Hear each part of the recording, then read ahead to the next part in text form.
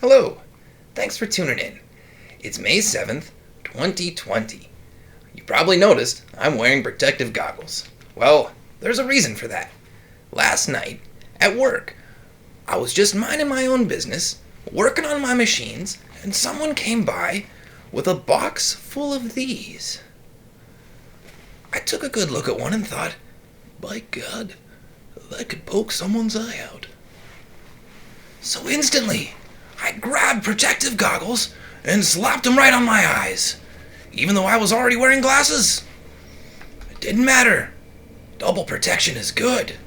So, until these devils vanish from the earth, I'll be wearing protective goggles. Alright, Trump supporters, settle down. Don't take yourselves too seriously. Yesterday, I made a joke about Obama and Biden, resurrected it from 2013 just for you. Listen, the reason I was joking about them in 2013 is because they were in power. The reason I'm joking about Donald Trump in 2020 is because he's in power. And, quite frankly, I haven't found anything funny about Mike Pence yet. He might be a robot. So, until I find something funny about him, Trump's my guy. But, now that Biden's in the race, he's gonna get some too. But today, we're trolling Trump. But only with the goggles. Don't worry. And look, I'm gonna tell a joke about myself too. Never in a million years did I think when quarantine started that I would run out of hair gel before I ran out of toilet paper. My goodness, I've got stacks of 3-ply left, but I only have a couple scoops of this gel. Goodness, oh my. Alright, so, I know these look ridiculous, and I'm going to try to get through this quickly, because I only rehearsed that first part, so I might start laughing. I just want to talk about the schedule in May. Look, I'm going to do 32 shows, and then that's it. I'm going to go on vacation for a little bit in June, and I'm going to come back, and we'll do something a little bit different. But I just want to get this 32 block in, one a day through May, and that's it. And the first one was a spring training one on April 30th, so I needed a practice one. So Monday, we're going to talk about money. Last Monday, I showed you, how I've made some money writing online, and how you could too. So we'll do something again this Monday. I think we might talk about sales or something else, something that I'm familiar with, or if not, I'll bring an expert on to talk about it, just like the guys from Pawn Stars. Tuesday, we'll talk about sports. This will be the Krakow special this week. It's going to be a surprise, so that's all I'll say. Wednesday, it's going to be political. We'll get back into that essay question.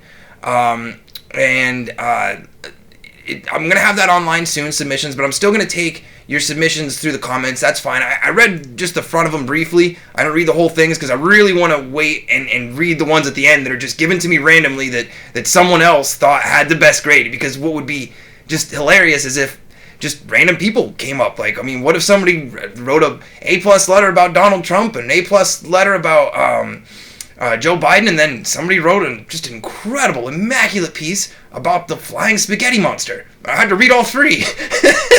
I had to come up here and try and convince myself which one was the best. And what if they just made an incredibly compelling argument? So, really, that's probably the only political question I'm really going to ask throughout this series, because really that's the only one that matters to me. Who am I going to vote for? So, that's what we're going to do on Wednesday. Thursday, today, it's going to be science and culture. I'll get into that in just a second. Friday, hey, we're just going to party. Just simply, we're just going to party. It's going to be fun. That's the food giveaway. It's going to be at a bar tomorrow. We'll announce that tomorrow. Saturday and Sunday, just going to be goofball shenanigans.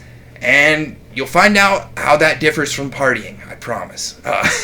So, let's get into the science and culture portion of today. So every Thursday, I'm going to give you 5 names, and we're going to talk about them. We're going to talk about how they connect, what they did in relation to history, in relation to culture, what they created, what they wrote. I think just being creative is one of the most profound things that you can do. And anybody can do it. It doesn't matter if you're building something or writing something or making a song. It doesn't matter what it is. You can be creative because you're doing something that your future self would want to do. That your future self, they want you to create that, so you can sit there on that deck, so you can sit there on that deck and drink that beer. You can write that song so that you can listen to it someday, or whatever it is. Like, Like, so it's like a conversation, like a deal with your future self. Like I said the other day, the shortstop pitching to the second baseman. So that's why I love creativity so much, because you're creating this brilliant future for yourself that you picked out. So these names today, I'm just gonna let you Google them. I'm gonna let you just go through it and Google each one of these. I'll just talk about them very briefly. Frank Lloyd Wright, he's up there because I love interior design. While I was building my studio, I thought Frank Lloyd Wright, man, he's the best. Let's see what we can do with some Frank Lloyd Wright type stuff here.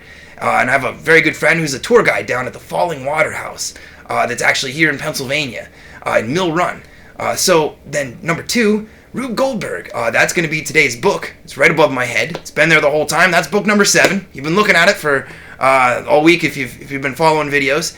We're going to build a Rube Goldberg machine here, and you can check that out on the internet too. I'll explain that over the next 3 weeks. I'm going to build it live right here on set over the next 3 weeks, and then we'll launch it and see what happens. Might even have something to do with a monster truck. Who knows? Number 3 is Les Paul. Oh man.